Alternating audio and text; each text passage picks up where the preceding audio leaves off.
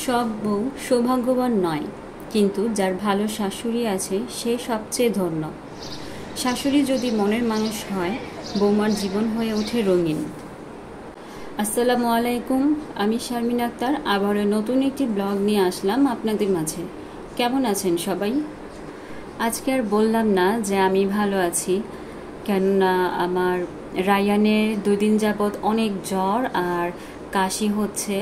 হঠাৎ করেই ওর জ্বরটা আসলো, ওই দিন বৃষ্টিতে ভিজেছিল। এখন বৃষ্টির কারণেই কি জ্বর আসছে তা বলতে পারছি না।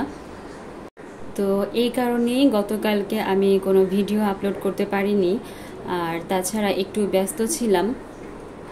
রায়ানের জ্বর হলেই আমাদের একটা চিন্তা চলে আসে, কেননা এমনিতেই ও প্রিম্যাচিওর ছিল, আর ওর একটু জ্বর হলে একদম দুর্বল হয়ে যায়।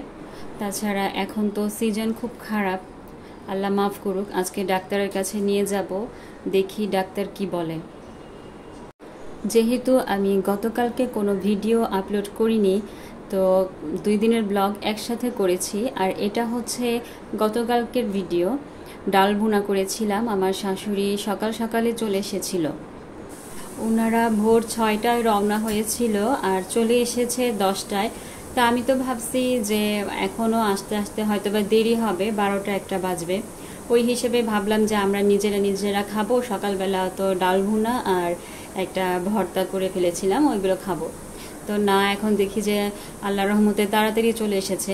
আমাদের আগে হতো কি, নড়াইল বা বরিশাল ওই এলাকা যারা আছে, ওই মানে ফেরি পার হতে হতো, তারপর অনেকটাই জ্যাম থাকতো।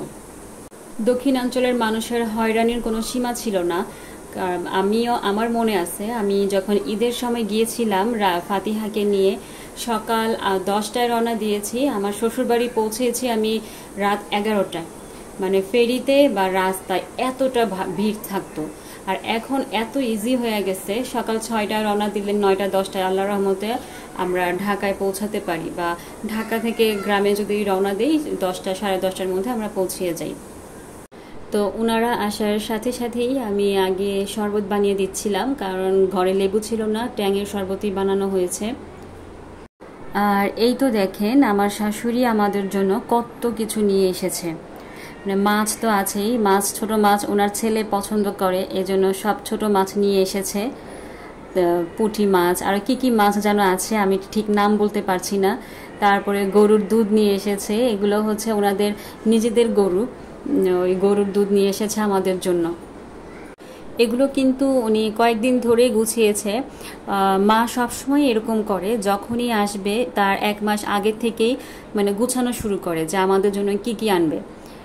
আবার জিজ্ঞাসা করে যে তোমার জন্য কি আনবো, কি খাবা, কোনো কিছু আনতে হবে নাকি, সব সময় এসব জিজ্ঞেস করে। তো আমি তো নিজে বলতে পারি না, এই জন্য ফাতিহার বাবাকে দিয়ে সবসময় বলাইতাম যে মাকে বলবা এটা আনার জন্য, ওইটা আনার জন্য।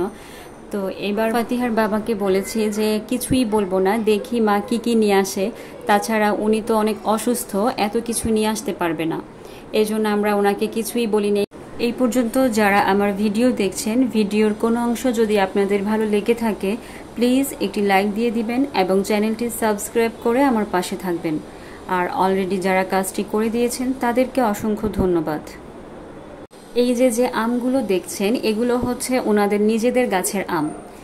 তো এই আমগুলো আমাদের জন্য নিয়ে এসেছে। কয়েকদিন যাবতই নাকি ফ্রিজে রেখে রেখে আনছে, কারণ অনেকটাই পেকে গিয়েছিল। আর এগুলো হচ্ছে ঘেরের আম, মাছ চাষ করে যেখানে, ওইটাকে নাকি ঘের বলে। আপনারা আপনাদের ভাষায় কি বলেন আমি জানি না, তো আমার শ্বশুর বাড়ি ঘের বলে, ওই হিসেবে আমিও ঘের বলি। গতকাল দুপুরে গরুর গোশ রান্না করেছিলাম, তো গরুর গোশের সম্পূর্ণ রেসিপিটা আমি দেখাচ্ছি না, কেননা আমার বেশিরভাগ ভিডিওতেই গরুর গোশ আর মুরগির গোশ রান্না, এজন্য আজকে আর দেখাচ্ছি না। আর এই যে পিঠাগুলো দেখছেন, এই পিঠাকে আমার মেয়ে বালিশ পিঠা বলে। তো আসলে এগুলো তো বালিশ পিঠা না, এগুলোকে কুলি পিঠা বলে আমাদের গ্রামের ভাষায়, মানে কুমিল্লার ভাষায়। আর তেলের পিঠা যেগুলো এনেছিল, একদম গাড়ির ঝাঁকিতে সবগুলো ভেঙে গেছে, একটা তেলের পিঠাও আস্ত রয়নি, কিন্তু অনেক মজা হয়েছিল তেলের পিঠাগুলো। ফাতিহার যখন 3 বছর, তখন আমরা বাড়িতে গিয়েছিলাম, তো ওর শিলা ফুপি ওকে এই কুলি পিঠা বানিয়ে দিয়েছিল। তো ও এর পরের বছর যে ও বলতেছে যে আমি পিঠা খাবো, এখন কি পিঠা খাবে সেটা বলতে পারতেছে না, শুধু বলতেছে বালিশ পিঠা বালিশ পিঠা। তো ওর ফুপি বুঝতে পারছে যে আসলে বালিশ পিঠাকে কুলি পিঠা বলে, ও আবার সাথে সাথেই বানাই দিছিল। তখন বলছে যে এইটাই কি সেই বালিশ পিঠা? বলে হ্যাঁ এইটাই সেই বালিশ পিঠা। তো যাক ওর ফুপি বুঝতে পারছে, তা না হলে অবস্থা খারাপ ছিল সেই দিন আমাদের। আর এই যে যে গুড়টা দেখছেন, আপনারা হয়তোবা ভাবছেন যে এমনিতেই যে গুড় সেইটা বা খেজুরের গুড়, আসলে এটা হচ্ছে তালের গুড়। তো খেজুরের গুড় তো আমরা খেয়েছি, ঢাকা শহরের মানুষ, তালের গুড় কখনো খাইনি। আমার শ্বশুরবাড়ি আমার বিয়ে হওয়ার পর এই 2 বছর যাবত আমি তালের গুড় খাচ্ছি। তো তালের গুড়টা অনেকটাই মজা, আপনারা রুটি বা অন্য যে কোনো কিছুর সাথেই খেতে পারেন। আর এটা হচ্ছে আমার শ্বশুর বাড়ির চাউল, আমাদের জন্য নিয়ে এসেছে, প্রায় 50 কেজিরও বেশি এনেছে আমাদের জন্য। এই চাউলটা আমার রায়ান যখন পেটে ছিল তখন আমার শাশুড়ি নিয়ে এসেছিল, তো আমার কাছে অনেকটাই ভালো লেগেছিল। এরপর থেকে আমি এই চাউলটা খাই, আমার জন্য প্রতি বছরই ওনারা নিয়ে আসে।